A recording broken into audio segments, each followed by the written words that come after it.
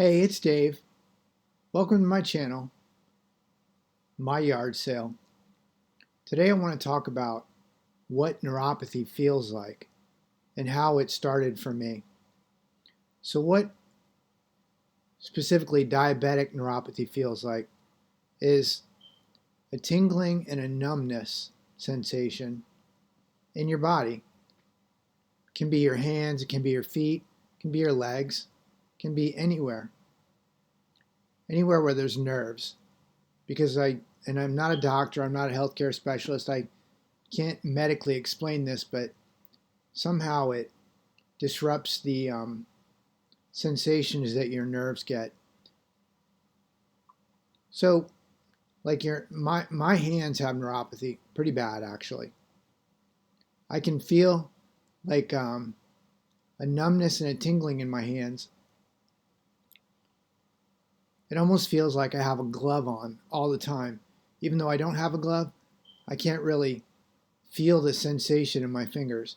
I can see that I'm moving my fingers together, but I can't feel it. It's almost like there's a piece of paper or something in between. It'd be like if I was literally wearing a glove and rubbing two glove fingers together. You don't really feel it. So that's what it feels like. It feels like you've got another layer of skin. It's like almost if you have a layer of leather. If your hands were stuck inside of a leather glove, that's what neuropathy on your hands feels like. I guess there's different levels of neuropathy. One stage, or stages I should say. One stage is when you periodically experience it, which probably is directly associated with what you're eating and or directly associated with what you're doing.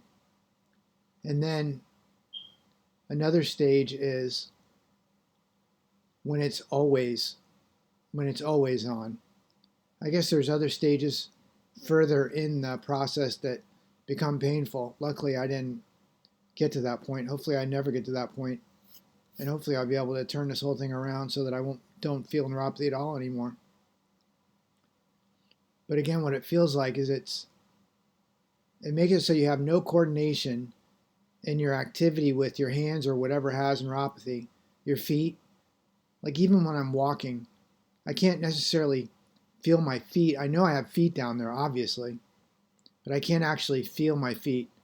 I have to just hope that I'm positioned in the right way to be able to continue moving forward. At some point, I would go to put my foot in front of my other foot, and I would realize, holy shit, I'm actually got my foot pointed straight down. I would get ready to step, and I'd have to stop my step and come back and reset my foot so that I don't literally put all my weight on my foot. Very difficult, very frustrating. But again, what it feels like is a numbness and a tingling sensation anywhere in your body where the neuropathy is going to set in. I have retinopathy in my eyes. There was no sensation there at all. Like I didn't feel it. I could see it, but I didn't feel it. So I guess my message here is if you're feeling numbness or tingling in your body that isn't directly associated with something else, like you're not freezing, you're not taking some kind of medication that may cause that, but if there's no explanation, this could be diabetic neuropathy. And it can get better, it does get better. You just have to take action. You can't do nothing and continue doing what you're doing and hope that it gets better. And what I will say is that getting it better before it gets worse is it's much better than letting it get worse. Because quite honestly, it's not undoable. Or it's not like it's bearable. It's not unbearable, but it's just barely bearable. And sometimes it is worse, and some days it's better. Like this whole phases of neuropathy. Some days it's harder, and some days it's easier. Or I should say less hard. It's not easier. once you hit a certain level of neuropathy, it doesn't really get easier. It just becomes less difficult and more difficult. That's about it. Now, for me, neuropathy started across the front of my stomach, which is really weird. I don't totally understand that. I know there's a nerve that goes from your brain down to the base of your spine, and that all the nerves that are intertwined in between can obviously can have neuropathy. Well, for me, the neuropathy set in specifically across my stomach, which now, after the fact, I'm realizing that it was actually the nerves throughout my stomach, because I had other issues, and I'm not going to necessarily go over in this particular post, but I can relate now to all of my issues that I've had over the past 5 years. That whole nerve structure going from my brain to the base of my spine, and where I felt it on the outside, my stomach and around my stomach, there was a lot of other things inside that I was having problems with that I would have never associated with neuropathy. So I first started off with this whole thing in my stomach, and I couldn't explain it. I didn't understand it. Quite frankly, it wasn't even that big of an issue. It was just a little numbness and tingling. And I didn't specifically ignore it, but I definitely didn't concern myself with it. I kept on with my lifestyle, and my lifestyle mostly included a ton of sugar. I was going through some changes in my life that sugar was a comfort for me. I mean, I ate sugar constantly, and I'm sure that there's a lot of people that can associate with that. But what I can say is that once you get to this point of neuropathy where it starts to become apparent that there's an issue, cutting out those sugars sooner than later is extremely important. So I felt this numbness in my stomach at first. Then I started noticing my eyesight. It was like my stomach and my eyesight were the two things that sort of started affecting me, and me realizing that I may have had neuropathy. Then a really weird thing is, and I think this may even been a couple years ago, I would get in bed at night, and I was eating it between 5 and 8 o'clock at night. So I'm sure that I would have a sugar a sugar pop or sugar spike as I'm maybe getting ready to go to bed. And the funny thing is, I was going to bed because I was tired, probably because of the sugar spike, because I was eating so late. But I would go to bed, I'd lay in bed, and I live in the Northeast. Of course, it's cold. I've got a hat on, and it's the sun shining in my house. So that would be a good indicator of, it's cold. But it's cold where I live. I'd be under the blankets, and I'd be pretty warm.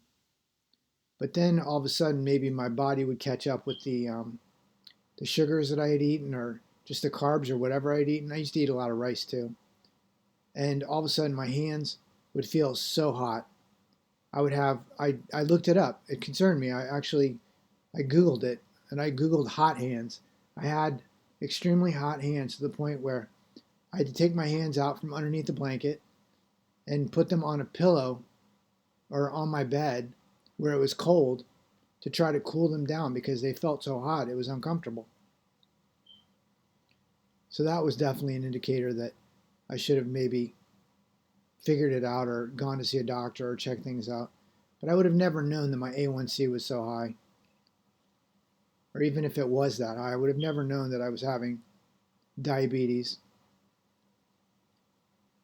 So this whole neuropathy thing, it's like you can either keep it keep it on level, you can just deal with it, or you can reverse it. I got to just say that if things are progressing and you don't make a change to make it better, the next steps are unbearable.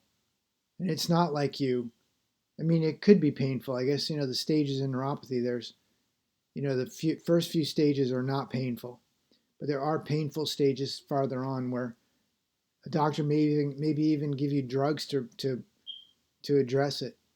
But I think that at that point things are so messed up that the pain in your hands or the pain in your feet may be the lowest concern on your list, because there's so many other concerns. Like anything with coordination with neuropathy is near impossible. That means flipping a light switch, or I have this light that I have in my house that all I have to do is push my thumb on the little clicker and it'll turn the light on. The problem is I can't really feel my thumbs. I can't feel if I've got the switch in my hand or not. So it's almost impossible unless I'm specifically looking at it. Which brings a whole nother issue, is if you have retinopathy and you can't see well, you can't feel well because you have neuropathy in your hands, it's impossible to do light switches, buttons, zippers, all become extremely difficult. And it's funny because you don't think much about that until you can't do it. Like even now, I just went in to try to cook, and trying to get food out of the packages is extremely difficult, because if I'm holding a bag of beans in my hand, like it's hard for me to hold it and to cut it because my hands don't work exactly right. Even trying to put on a can opener and then turn the thing to go around the can is extremely difficult. Not impossible, but extremely difficult and very much frustrating. And all these things that I'm talking about are all avoidable. If you have any of the indications that I just talked about, now is the time to make the change, because later on it gets more difficult and it makes life just very, very difficult, almost impossible. And how to make this thing not progress and turn it around is pretty easy. It's diet and exercise. And I talk about that in other posts here on my channel. You can go ahead and check those out if you want.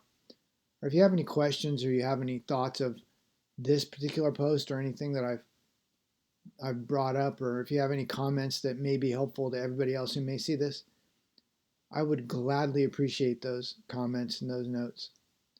Anyways, if this has been interesting at all, do me a favor, give me a thumbs up.